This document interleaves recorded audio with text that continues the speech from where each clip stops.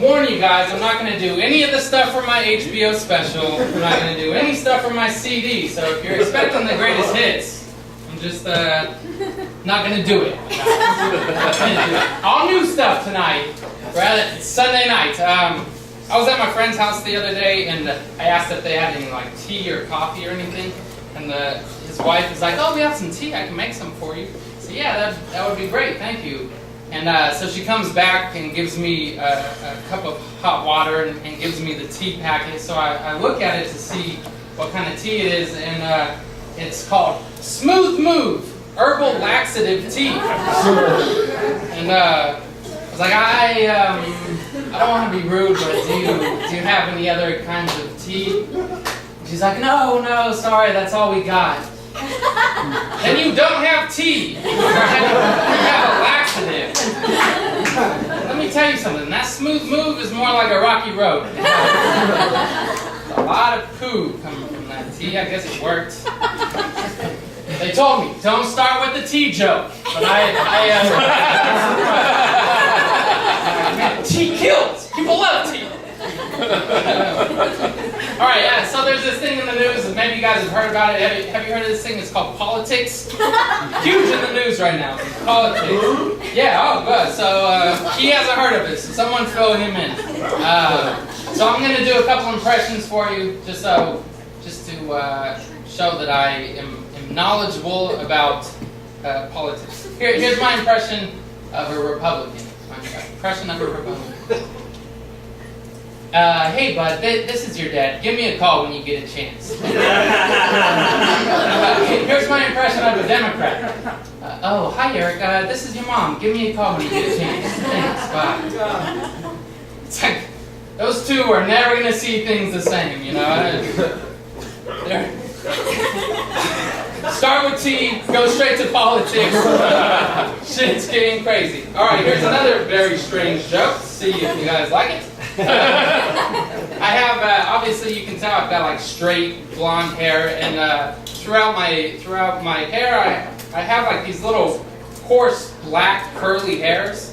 It's not a big deal, but it's just strange. Like when my hair grows out, there'll be these long curly hairs, and basically they look like a pubic hair, to be honest. It's very strange. And none of my family has it, and like I said, it's not a big deal, but I wanted to know why I had that, so I thought, okay, maybe it's genealogy, maybe it's my genes. So I started sniffing up the family tree, and I found out that my grandfather's mother is from a tiny little town in Switzerland called Balzac, Switzerland. And so the reason I have pubes on my head is because I'm part Balzac.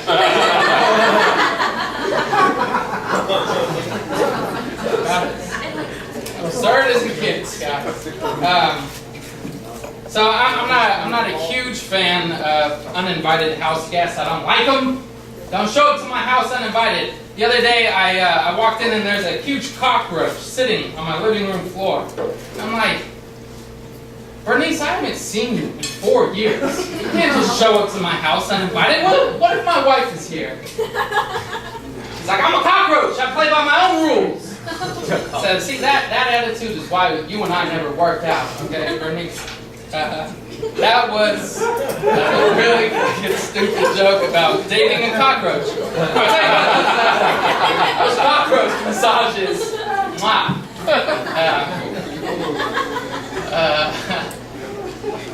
Let's see. I told you, it's the new shit. I'm not doing the classics, guys. I'm doing some new jokes. Yeah, we'll get there. Don't worry about it.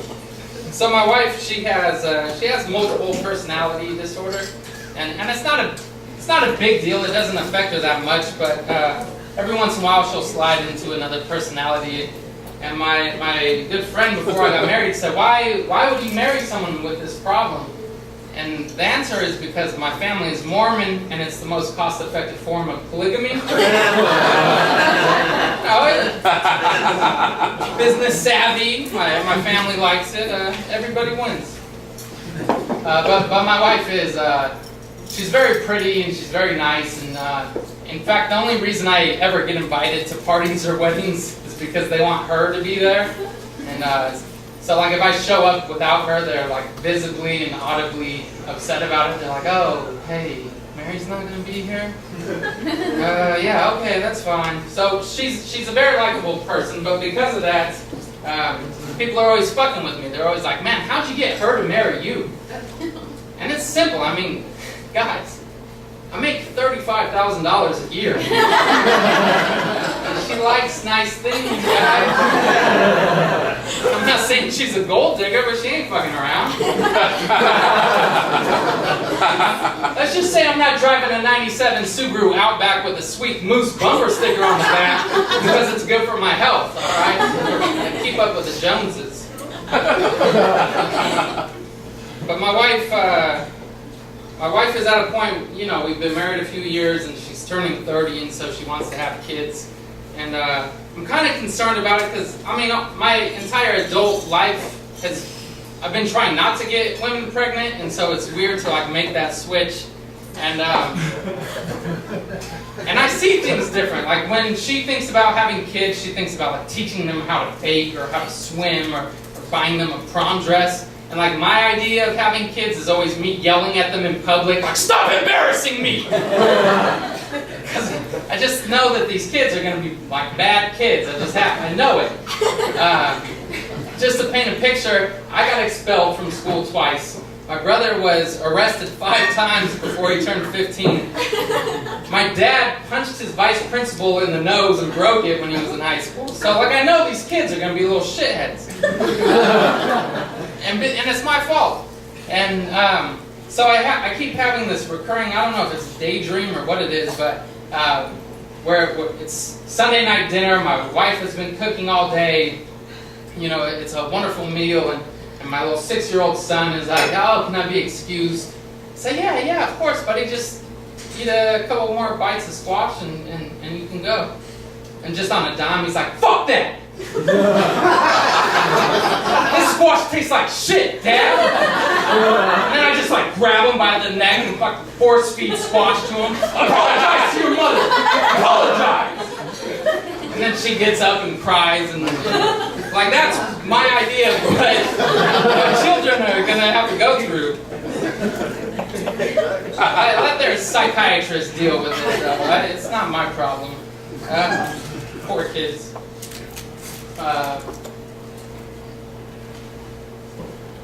I live in Los Angeles and I really like LA. A lot of people don't. Even if they live in LA, they shit on it. But I'm from San Bernardino. It's a terrible place. It's an awful place. And you know, the city just went bankrupt. They can't pay their employees or pay their debts. Half of the people are on welfare, and so it's not a great place. But I was out there, and I unfortunately was there for a friend's funeral, and so I saw a lot of people I hadn't seen for a long time. And so I saw this guy Jay. And Jay's having a tough time. He's missing 3 teeth. He's addicted to heroin because he can't afford OxyContin anymore. And he's living in a squatter's camp in the foothills of San Bernardino. And so, you know, we're catching up. Jay's got a lot of stuff going on in his life.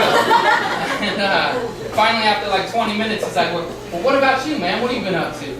I said, oh, well, I live in Los Angeles. And he goes, oh, man, LA? What a fucking shithole. Well, it's no squatters camp. It's not that bad. I've got to get out of here. There's a lot funnier comedians that are coming up after me, so I will spare you. But I just want to leave you with a little piece of advice, at least something that I like to do. I go to a lot of comedy shows, and I've learned over the years not to answer comedians' questions because they'll ask a question, but if you don't answer it right, it messes them up and they get all thrown out of whack. I'll give you an example. I was at this show.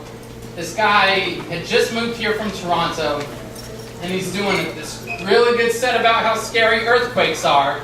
And he's like, hey man, who here's from California? So I clap my hands, and he's like, oh, so you've gone through an earthquake? I say, yeah, I have. He goes, isn't that the scariest fucking thing you've ever lived through? I was like, Not really. No, not really. And now he's all thrown off. He doesn't know what to do. He's like, come on, man! Like a 7.0 earthquake? That's not like the scariest thing you've ever dealt with? It's like, I don't know. I guess it depends on where the epicenter is. I don't know. It's not that bad, Toronto. And now he's fucked up, and it like pissed me off because like, why would someone get on stage, grab a microphone, and just ask a rhetorical question that there's not an answer to?